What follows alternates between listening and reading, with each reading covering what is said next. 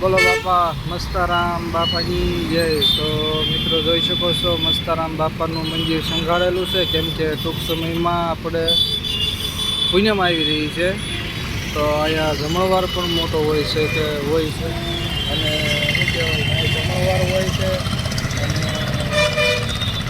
પૂનમ enjoy પણ છે। અને એ તો અહીંયા આવ્યા હતા નાસ્તો કરવા માટે, નાસ્તો કર્યા અને આ બંને કંઈક દાંત કાઢતા હતા। કેવા દાંત કાઢતા હતા, ગજબના દાંત કાઢતા હતા। હવે કોના દાંત કાઢતા કોને ખબર, એ દાંત કાઢે। પણ મસ્તારામ બાપાના દર્શન કરાવવા માટે નાનો એવો બ્લોગ બનાવ્યો છે, તો બ્લોગને લાઈક શેર સબસ્ક્રાઈબ કરજો।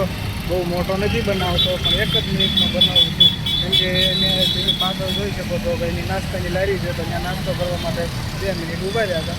નાસ્તો કરી લીધો છે અને નાસ્તો કરીને ઘરે જ આવી ગયો। તો આ મેહુલભાઈ આપણે આ ભાઈ દાંત કાઢી રહ્યા છે, તો મસ્તારામ બાપાના દર્શન કરી લ્યો।